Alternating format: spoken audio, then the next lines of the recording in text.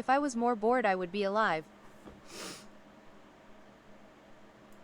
They are honestly the building blocks of stories. So in this video, we're gonna talk about the 9 ingredients to make the perfect scene, the scene that readers will be talking about at the end of the book, the ones that they're gonna tell their friend about when they say, you gotta read this book. The first principle is start late, end early. This is honestly the most important part of all the techniques I'm gonna give you. If you get nothing else from the rest of this video, learn this technique. The vast majority of writers write so-so scenes because they start the scene way too early and there's sort of like this lead up information, and then they dribble on at the end and they don't close it out when they should. I want you to think about a scene you haven't written yet, and then I want you to try to start it as late as you possibly. I mean, I try to do this because this is what I do in editing, like video editing, when I'm making like you know, a short film or something like that. You want to clip off as many frames from each of the outside of the scene and say, okay, well, it's like with, for instance, like I could have an entire poker game in Nepotism Unleashed, but I start the poker game at the moment that the women require more drinks, which leads into the door opening. So it's like these two pivotal events that take place at the beginning of the scene. If the scene started later, it could either have Daniel already in the room, which ruins the aspect that I'm going for with the sexuality of Melanie. So it's like the pivotal point to start that scene is right at the point where the women require drinks, and then shitting on all the men, getting the women the drinks, and then moving on to Daniel, and then accelerating the scene. Now, can the scene end earlier? The scene might be able to end earlier, but Daniel facilitates the next scene, so he has to, you know, initiate the dialogue that makes him progress. So he says, well, are we taking off now? Okay, yeah, we're taking off now. The question is, do I even need that part of the scene? I need it to emphasize Melanie. So it's like I look at all of the reasons why I start where I do and why I end where I do. But can it be in another scene?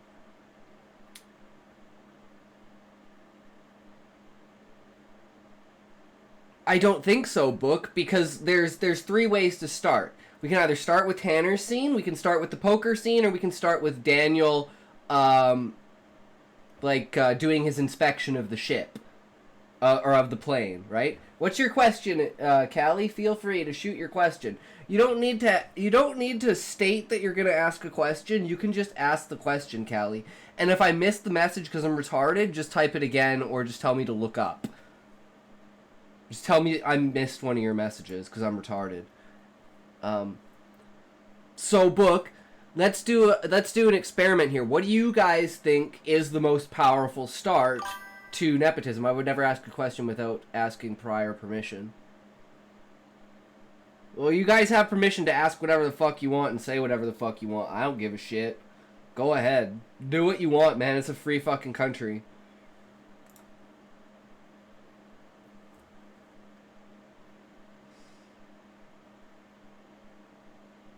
I just feel like the asking the question, it like puts me on edge, because then I'm like waiting for the question, and then usually the question comes exactly when I'm not paying attention, because it's like, okay, I can wait like 10 seconds, right? And then I tangent, and next thing I know, it's off of the screen because I was never paying attention. So I prefer just to get the question.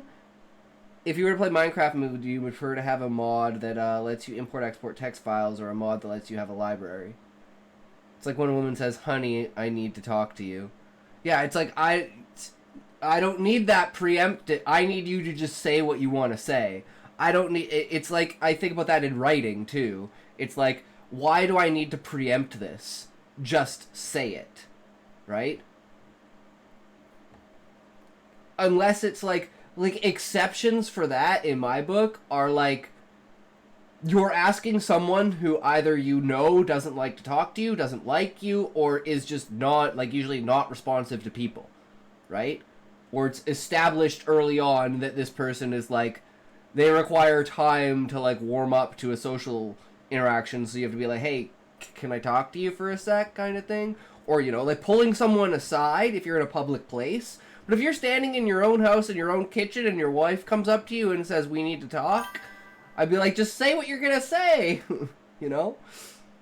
So I can't ask a panda if I can ask a question. I mean, you can, Book. It's whether it's actually necessary. And that's something you should always be asking yourself if you're in a writer's mindset. Is what I'm saying necessary? Right? But Callie, why couldn't you have both mods? Like, is there some sort of conflict that makes it so you can't have both mods? I mean, and if you remove the library one, I can't, they're in different versions. Damn.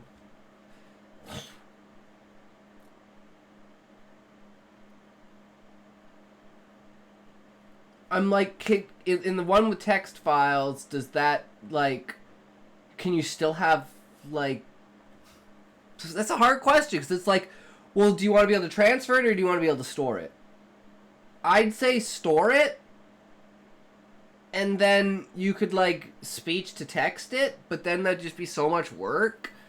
But then it'd be, like, so much work trying to store it without the library option.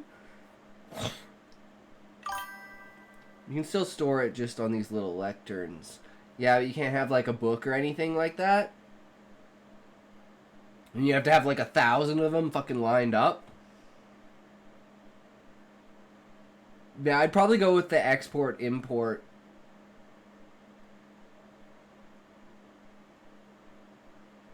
You can have a book, but not stored in, like, bookshelves.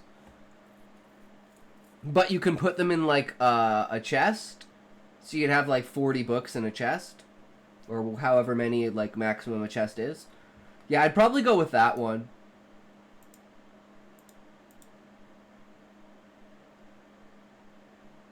Can't store writable books on shelves.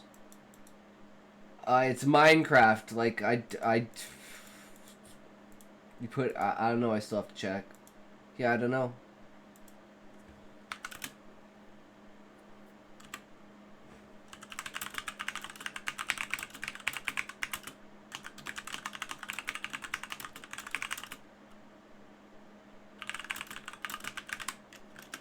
You watch the video, I'm very curious. Canon to All that right, scene. all right, No, here we go. not that point. Think even further. Like, what's the very closest you can start that scene to the action? This is because you don't want a preamble to your scene, like, oh, let me Chiseled warm up bookshelves, the I mean. reader by, like, telling them background information. No, you want to dive straight into the action. Now let's think about the end of your scene. A lot of writers, they'll have the high point of the scene, the climax of the scene, and then they'll, like, talk a little bit more and have a little bit of dialogue and some extra stuff. No, you Well, it depends on what the scene is going for, Book, and that's like it's not saying no exposition, it's saying, is your exposition, like, for instance, a great example of doing this bad is nepotism. Because, like, it's kind of set up through the entirety of it that there's some sort of, like, World Health Organization thing. They're going to Dubai to do some World Health Organization thing, right?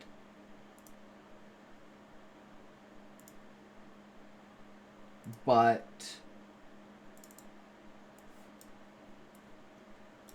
when we get to the end of the story, this whole, like, section about enforcing worldwide mandatory all in one shot, like, you could literally get rid of that, literally get rid of this. It's just, you know, random exposition that I just kind of stuck in there. Well, that's not even it either, Book. It's, is it needed? Like, for instance, if the small talk between your characters points out a question that needs to be answered by, or like, presented to the reader about the world. Like, for instance, Husai asking Zaid if he's ready for his exam, his adventurer's exam. It something as simple as that sentence sets up in the mind of the people, oh, there's an exam that adventurers have to take. Right?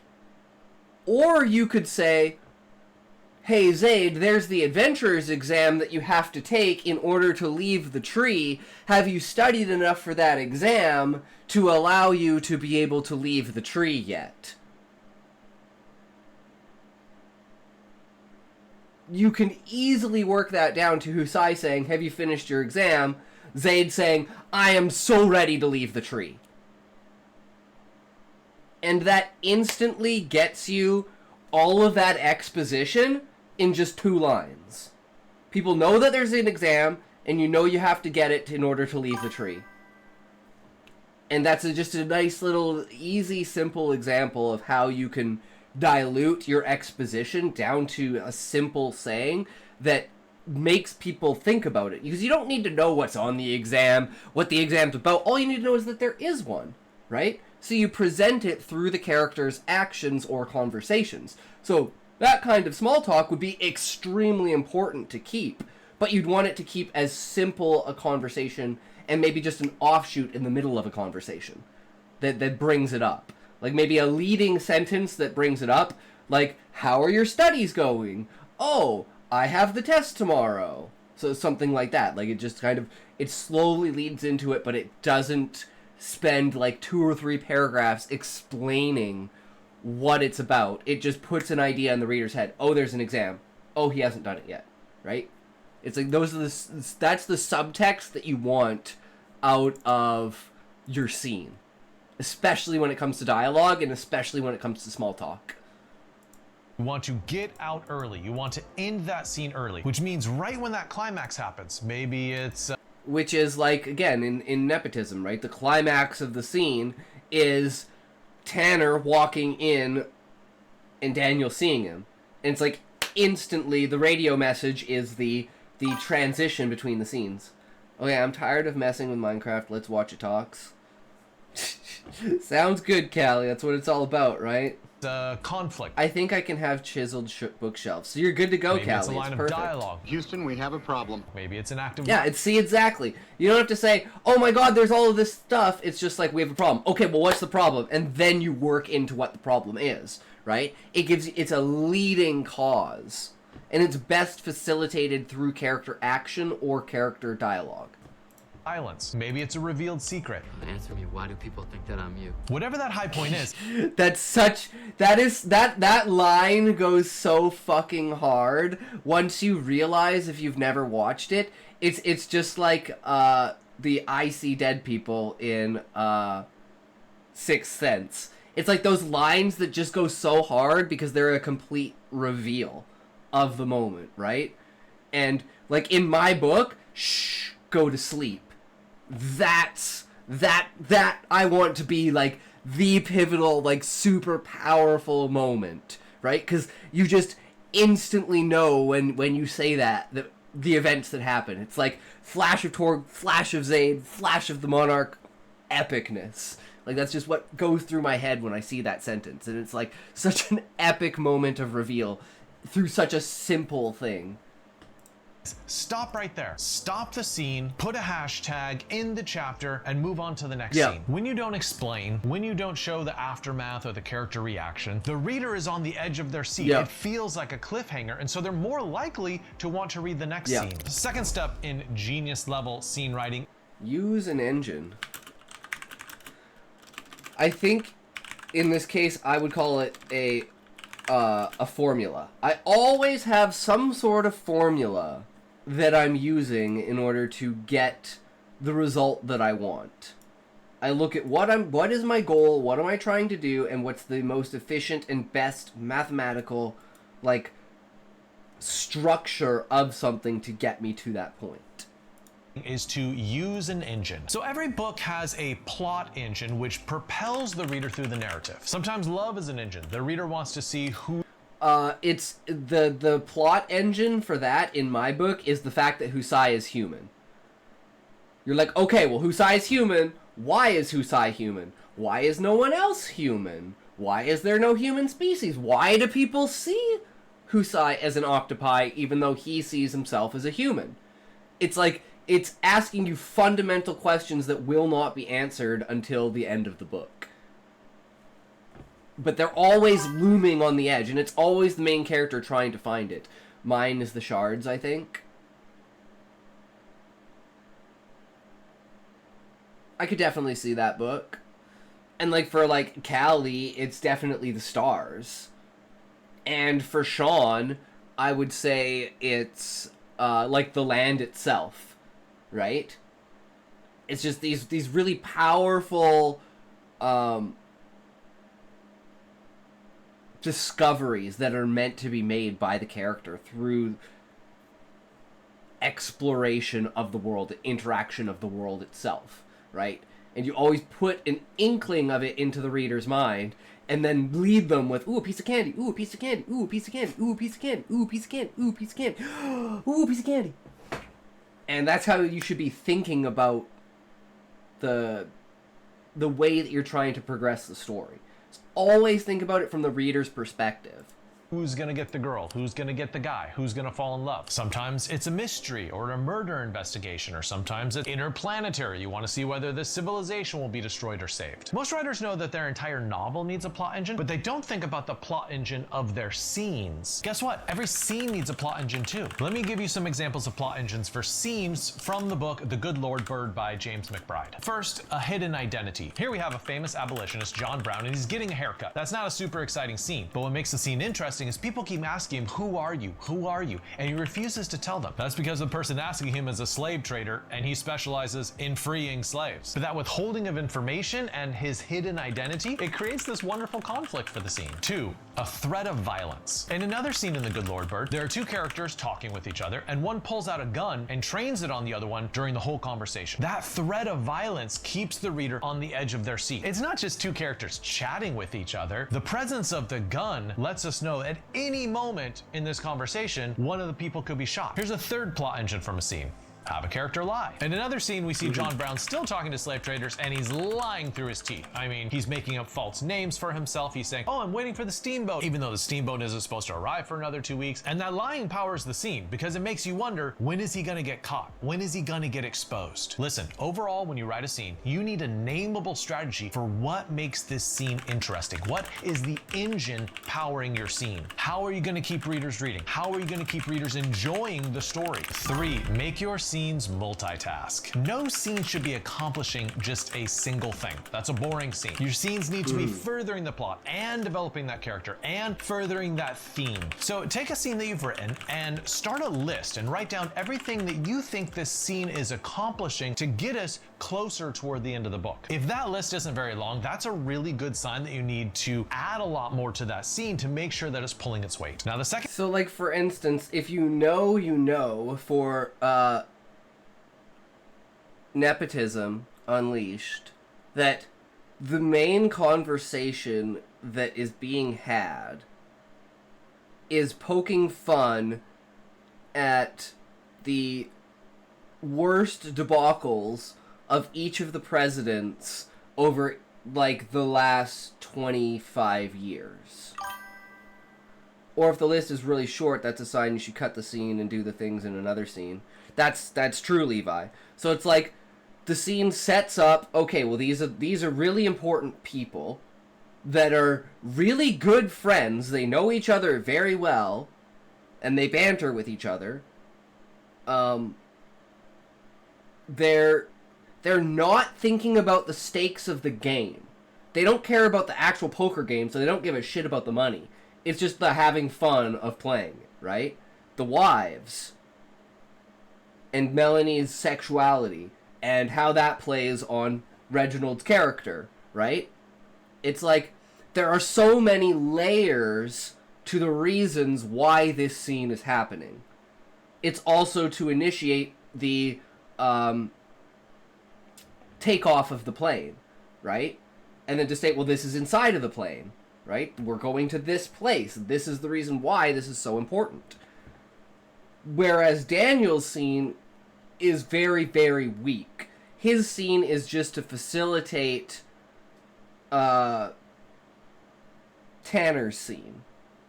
So that could use a lot of work. But I think the poker scene itself and Tanner's scene have a lot of depth. It's just I used Daniel as a means of transport to merge those two scenes together. And I don't think it went very well. But that's just, that's just how it goes sometimes. Second exercise, which you should do, and it's going to be very valuable, so do not skip it, is to pick a scene out of your favorite movie or book. Now, write down everything that scene is accomplishing in terms of setting mood, in terms of theme, in terms of action, in terms of making the reader feel something, in terms of character development, in terms of plot. Really spend some time on it, and I think you're going to see that scene is doing so much work. And if you took that scene out of that story, the entire narrative would collapse. And See, that's how I think about it with Quentin Tarantino, right? Is like, if I can build a story and I can take a single scene out of that story, and just by not showing that scene but having its effects ripple through the story and then showing that scene at the end as the reveal, and then doing that with almost every single scene and seeing which one has the most power. Like, my problem in writing the short stories is I'm only ever really working on one specific thing. So it's like, it may have really powerful foreshadowing. It may have really powerful metaphors. It may have really powerful scene transitions. It may have really powerful depth in one scene. But it's not well-rounded by any means, because that's not how I'm writing it, if that makes sense. So I'd say that's probably one of my biggest weaknesses to writing. Okay, weird. I had the stream up for like 2 hours and no sound came through to let me know you were live. Popped in just now and had to refresh. Sean, I go live at the same time every day. Just set an alarm. I was wondering where you were, if you were lurking or not, Sean. Ballantines or Mount Gay for tonight? Mount Gay. Definitely Mount Gay. An octopi. Nice. What am I? I'm a goblin. Hell yeah. one thing that you can do when you find that you have a lazy scene, a scene that's not doing enough work, is that you can cannibalize other scenes around it, right? You can take from the scene after and try to do what it's doing in this scene and the scene before it and combine it, and suddenly now you just have one really powerful scene instead of 3 scenes. Yeah, see, that would be very interesting if, let's say, we turned it around for, again, because we're mainly going to be talking about Nepotism Unleashed because it's the most recent story I wrote, right? It's just the most relevant to the case here. Turning it all into one scene. It's like, is that possible?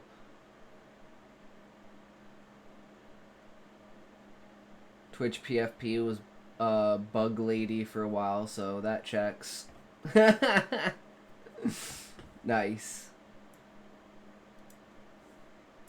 Each doing one thing. Fourth thing you should do with your scenes is to play with time. Not every scene needs to be moving at the same pace throughout. A good scene often... Yeah, see, and that's kind of like the poker scene is kind of like stretched out, right? It's a lot of dialogue, it's people bantering and talking. Then there's Daniel's scene that's very like swift. It just, okay, his scene's over. Transition. Tanner's scene. And then Tanner's scene is like super fast with a lot of things happening. He's taking coke, he's drinking shit, he's talking to Harold, he takes more coke, Cindy's taking coke, he's grabbing another bottle, and then he's running off. And all that happens like super fucking fast. And then Daniel catches him. And then it's like a little bit of a kerfuffle, and then everything slows down for the news story where it's like, oh, we have this information, and it's like, well, we're talking about a hijacking, but the reader knows that that's not actually what happened. And then it's just like a bunch of random exposition of the media talking, because it's, again, a critique on, like, how the media spins a story, and then everything fucking hits the fan and falls apart, even though I could really get rid of that end piece there. But it's like, that was my, like, the whole point of that story was to transitions. How do I work with transitions? And I utterly failed the shit out of that. It was bad. But hey, speeds that's up okay. We during the learn most from it. boring parts, and then it slows down for the most critical parts. Don't write cruise control scenes that just move at the pace of a movie, move at clock time all the way through. This is one of the great advantages you have as a writer rather than as a movie maker, right? Movies generally move at clock time, while in writing, you can speed up, you can slow down, you can play with time, you can skip time a lot more easily. A good exercise to try is to try to summarize a certain portion of a scene. Yeah. Say you write half of a scene, clock time, characters are speaking to one Elvin, another. nice You need book. some time to pass, right? So say, oh, they finished up dessert and cleaned the dishes and then they went to the living room to talk more. You've just summarized 15, 20 minutes and now you've gotten to the more exciting part Yeah. so the reader doesn't have to wade through the boring stuff. 56%. Supercharge your conflict. Conflict is at the heart of all storytelling. So if you don't have conflict in a scene, that should be this giant red flag Yeah. waving you, danger, danger. Now I don't mean the Like the conflict in the poker scene is between the men and Daniel, and the uncomfortable and uneasiness that they portray, and then the fact that Reginald's like, yeah, that's my fucking woman, bitch. He's all like standing on top, like, I don't give two fucks, man. She does what she wants, right? It kind of gives this empowering feel, or it's supposed to. It's the difference between what I'm envisioning and what is actually like being passed along to the reader, right? Oh shit, 6%. Good thing we're not writing today. Holy shit. It's going to write a passable mystery story. Damn. That means passable is good.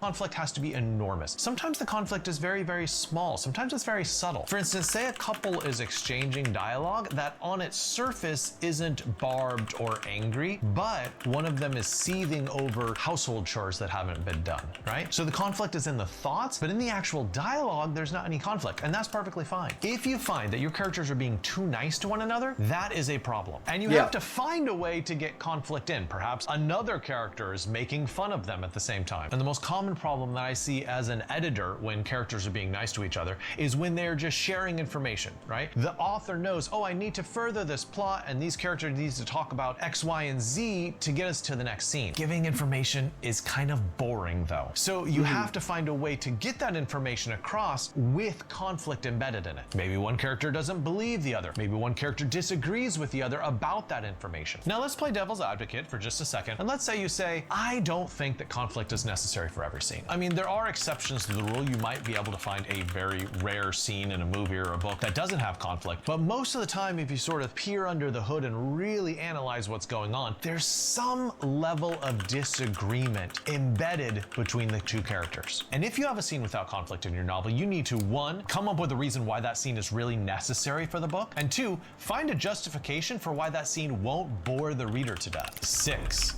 make your character change. Most of the time that we talk about character arcs, it's over the course of the entire novel, right? And you want to see the character change by the very end. I would encourage you to think about character arcs on a micro level. How does a character subtly change within a single scene? Oh, this is the best one. This one's like the scene between Husai and Hildebrandt.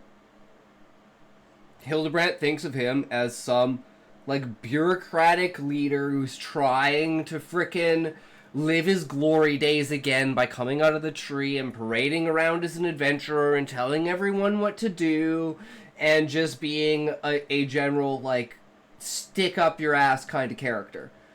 But when Husai sits down with her and talks to her and like really gets down to like, yo, these are the main questions of the world. Why do you think this and stuff? And she gets to see a side of him that he's never shown because he's always trying to put this armor up around him to not be too friendly with people, to create this because he's like the boss, right?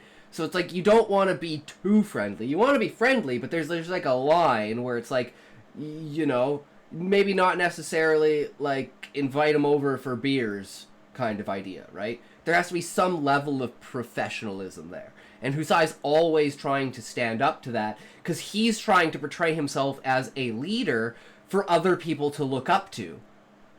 But this exchange between both of them completely changes both of their characters, because Husai realizes that what he's doing isn't coming across the same way that he thinks it is. And the way that people are... like, they won't tell him the truth, right? Like, they won't say that he's a stuck up. They'll kind of, like, laugh at his jokes and stuff like that and make it seem like they're buddy-buddy, but in the back of their minds, they're not. But Husai doesn't see this. So this conversation changes Hildebrandt's view of him from a stuck-up asshole who's trying to just get in the way to someone who's actually trying to portray this almost fatherly figure. No, Muffin, well, it didn't earlier. Whoops. Okay, it does now. Well, I've been live for more than 40 minutes, so I checked. Well, actually, I mean, you went live just before me, but I'm getting this. So, I don't know. Yeah, error, try again. But it says that you're live. So...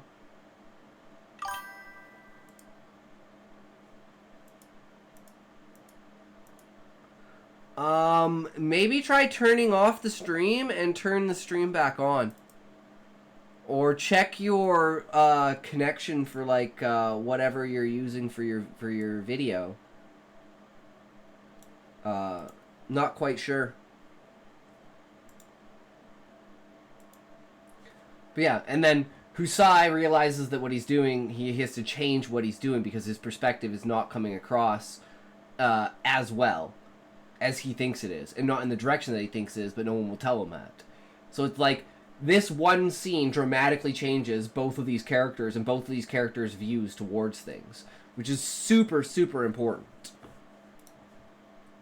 By the time that the scene ends, you should be able to analyze your character at the beginning of that scene, at the end of the scene, and detect some sort of small learning or changing or growth. For instance, they might make a decision that shows them maturing as a character, or backsliding, right? That's also change. Even if a character is refusing to change, that fits inside the change umbrella, because the reader is wanting them to change and yet they're refusing to change, and so it creates this wonderful tension and conflict in the story. And this is a great way to see whether the glue of your scene is holding together. Ask yourself, in what way does my character change or grow or learn in this particular scene? 7, make sure it's essential to plot progression. So if you look at the structure of a novel, it's a bunch of scenes lined up with each other until you reach the end and you feel satisfied for some reason. And if a reader doesn't feel that the scenes are linking to one another and building toward an endpoint, they're gonna stop reading. I once wrote an incredible first chapter of a novel that featured these geeky, hilarious, energetic American soccer players hitting on European girls in a club. It was amazing. Yo, you writing something? Scrambled Eggs MF, welcome, welcome. We are not today, but we are working on turning our last work, which was our 9/11 story, into a YouTube video. That is the plan today. And if not, then we will just be doing editing for Cryogen, because we still need to finish Cryogen. And we still need to write, like, a lot of scenes. Like, we need the lot lizard scene. We need the, what's the other scene we need? We need, like, him getting to know the truckers and, like, meeting the truckers and stuff like that. And, like, there's a couple of other scenes that we need. No, the overall story. Oh. Well... what I do is I write the story, and then I edit the story as best I can, and then I drop the story into AI. I get AI to, like, figure out what's, like, missing, and give me, like, a construct around it, and then I compare what the AI has and what I have, mix the two together to create a final product, and then I go through that again and say, okay, what are the weaknesses on this? And then I keep those in mind for the next time I write. And that's generally how I do a story. And then we just write a story between, like, 2,000 to, like, 8,000 words. My favorite scenes I've ever written. I had to delete it because it didn't fit into the book as a whole. Oh, the first The first scene, the first chapter, extremely important, shows the backstory of Husai, the possibility of Husai's future, what could have happened to him, and it brings you to, oh shit, well there's more shit going on that I was... And it's like, even at the beginning of the scene, like, you're setting up going to the inauguration, and then he sees the calm sphere, and he's like, wait, what? What is this? Oh, shit. Okay, what's going on here? And then he learns everything. He's like, alright, this is fucked up. And then it's like, okay, well, I gotta put that aside and just go for the inauguration. And then in the inauguration, everything hits the fan with the Beastmen rallies and everything like that. And it's like, okay, then Husai dips out and goes into the... goes to speak to his ancestors to learn what to do next. And it's like... pretty much every single chapter leads directly into the next chapter within the outline and the overall planning of that chapter. So I think I have the structure down extremely well, at least for the first quarter of the book. The rest of it's kind of like up in arms because we don't know how it's going to go until we write it. So I didn't want to fully invest into the rest of the decisions. Like, we have like 18 different branches of what we can do. We just don't know what's going to be included and what's not.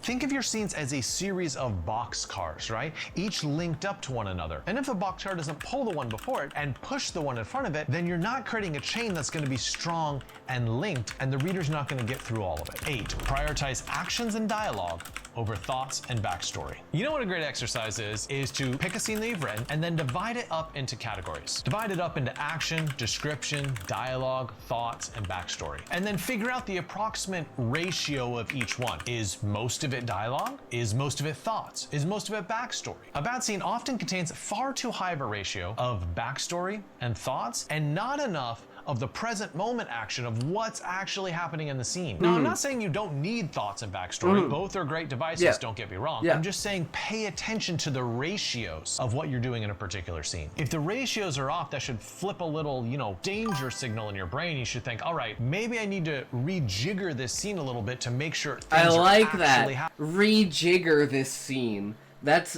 I'm stealing that. Rejigger this scene. Alright guys, we got a new saying, rejigger. Rejigger. True. Happening right now. The 9th and final point is 3 essential questions for every scene. 1, what would happen if I cut this scene? Essential questions about the scene. 1, what happen if I cut this scene? Okay, well, let's look at nepotism. If we cut the poker scene entirely,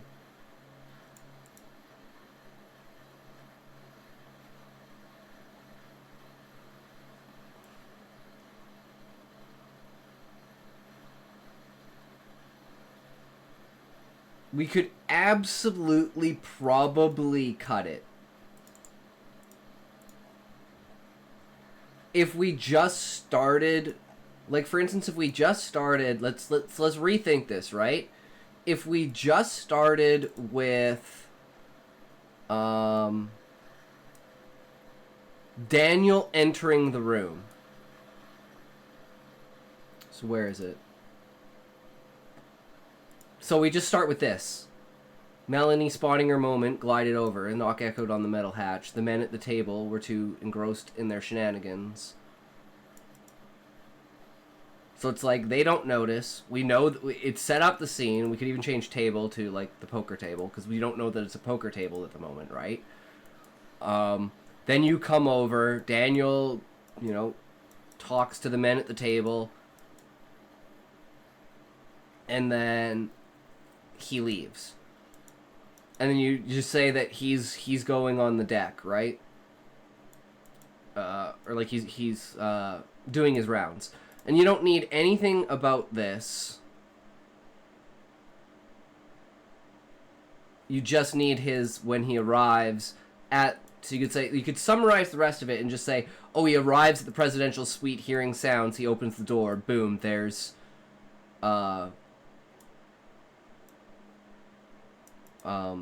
Tanner, and then have the communication.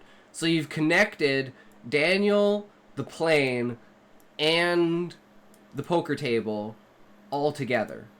And then you have Tanner's scene. And then you could have Tanner just like running to the thing, and then you wouldn't even need the news network, right? So it's like there's actually a lot of ways to structure this story, and you wouldn't even need this scene. But this scene, to me, is important because of, if you know, the conversation that they're having. Like, it's the entire point of the story is a critique on political class and political advantage, and the way that media portrays events. So it's like, without this scene, I think you lose a lot of the emphasis, because it's the extremely privileged presidents playing a poker game on Air Force One while they all badmouth each other about the worst, like, parts of their presidencies. And only one out of the 5 is criticized for his actual policies.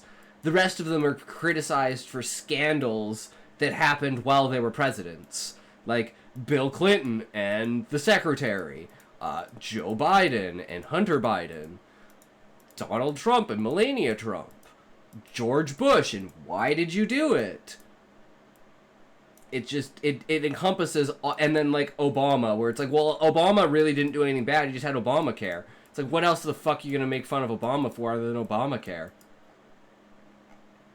So, this scene facilitates, like, the theme of the story, if that makes sense. So if I got rid of that theme, or that scene, I think it would weaken the theme of the story. It's always a great question to ask yourself, because if you can cut it and the book doesn't suffer, you don't really need it in the book. Yep. Every scene should be absolutely core for helping the reader reach the end of the book. 2, ask yourself, what has changed by the end of my scene? Are we a little bit closer to finding out the mystery? Are we a little bit closer to 2 characters falling in love? Or a little bit further away from 2 characters falling in love?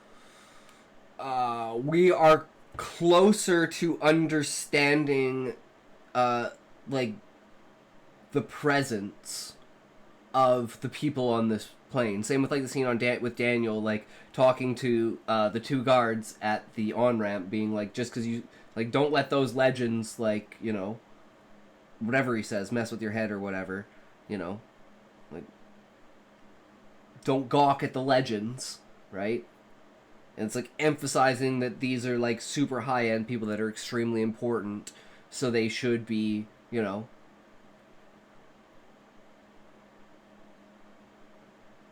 taken care of, I guess you could say.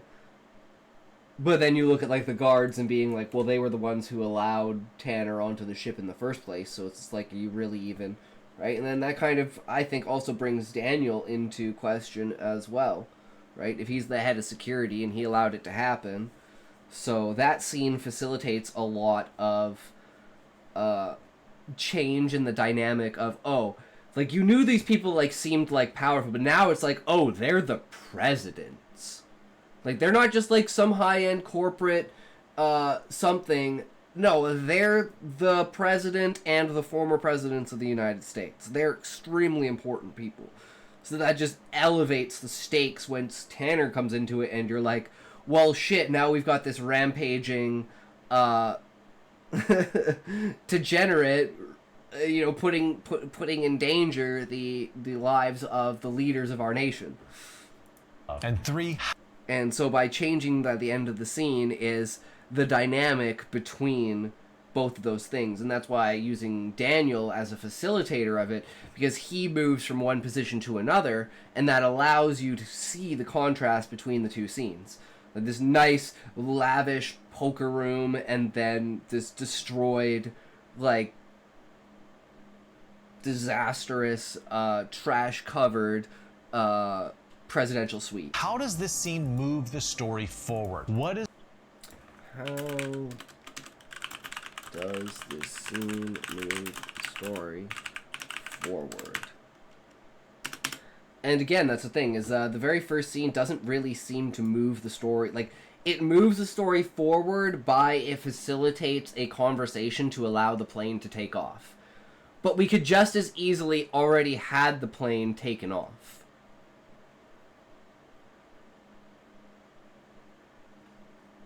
So it's like, what's the reason for the plane to be grounded?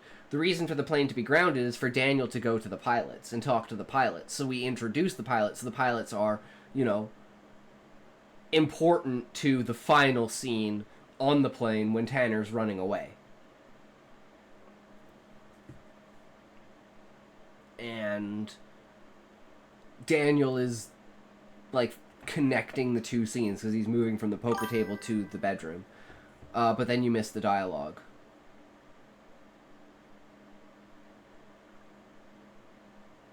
Some things need to be sacrificed, but like I said, and a chance to connect with the characters. Yes.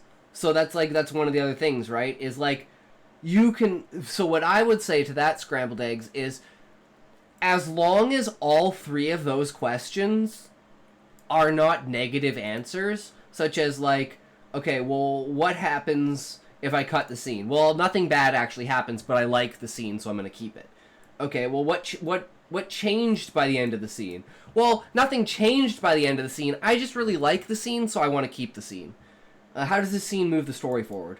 Well, it doesn't move the story forward. I just like the scene. It's like, okay, at that point, you need to get over yourself and delete the scene.